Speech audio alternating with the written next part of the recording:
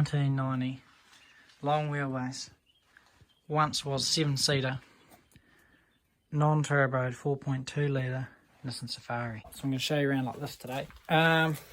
So there's not a lot going on as in mods. I've got 33-inch mud tyres, just stock, really. That's all you need. Sorry for the dodgy filming. Got some spotties up the front. They're not actually going at the moment. We had a fuse go pop. Just running a worn winch. They come factory with some of these Nissan Safaris. This one came factory with this truck. I just had to fix it up a wee bit. I've also got some LED headlights in there, just so I can see what I'm doing. And one of these awesome as wind flicker thingy from Airpex. Awesome, I actually really like it because what it does is it flicks the bugs over the windscreen with the wind. So instead of getting bugs all over your windscreen all day long, they're hitting this flick here and they flick up over. It's great. It actually works a treat. And then a snorkel, which isn't plumbed up yet. We're in the process of doing that. I just bought it on a guard, so because the guard I had on there was munted. Broken tail light, which you'll know from the last video I posted on YouTube. So in the back, I haven't done anything yet. As I said, I've only owned this truck since lockdown, since end of lockdown. So just the usual. Some recovery tracks there from full drive wholesalers. So a snatch strap, 11-ton snatch strap. Another little mod I did. Made my own flares. This is just made out of old conveyor belt. And I've just tick screwed it all the way around.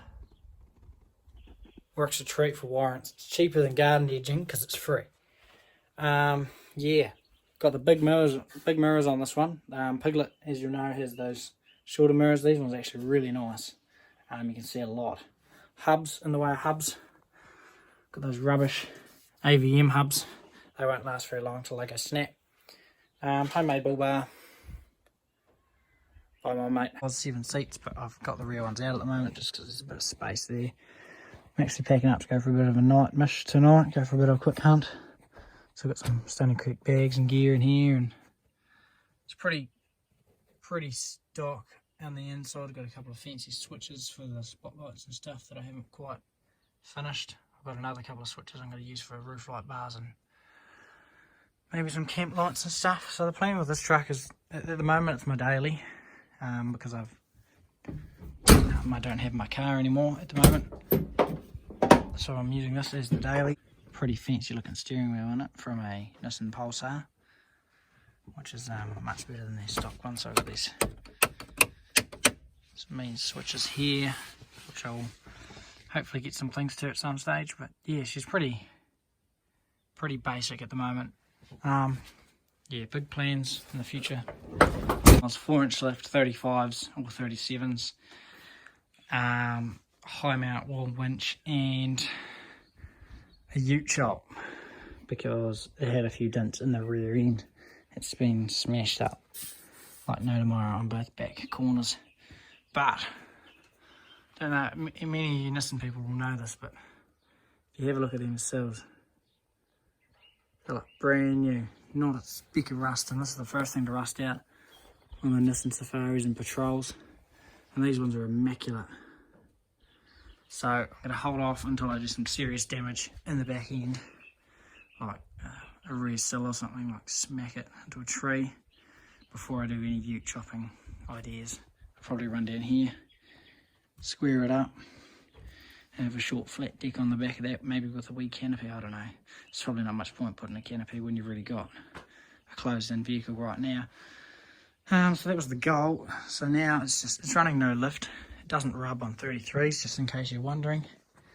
But yeah, that's pretty much my plan for it at the moment, just to use and abuse it for a while and then possibly do some work to it. Right, there you have one dirty TD42 without the hairdryer on it. Goes alright. Had a couple of little parts to replace, like boosters, and I've done oils, and pretty much gave it a good service when I got it. Needed a lot of love and a lot of tidying up. I've resprayed most of it. As you can see, there's paint on those parts that were scratched off. Just tidying it up as much as possible.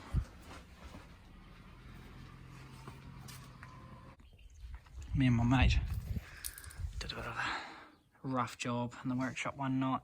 We just had to tidy up that wiring, which is the reason this tail light broke, because we cut this rear, because it used to come down to their stock, and we cut that out. Normally they're full of rust. This one was actually really good, but what it did is it, instead of hitting that, smacked the chrome, and the chrome went through the light. That's why only the bottom of the light's broken.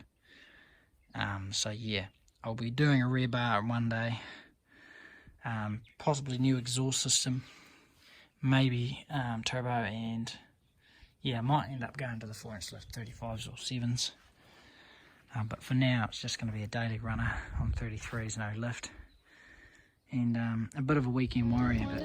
But I just want to see the light. I just want to see. I just want to see the light. I just want to see the light.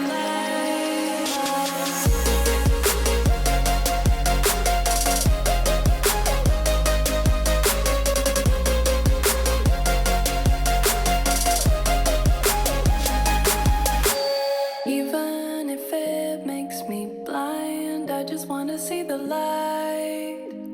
Breathe in, leave it all behind. I just want to see the light.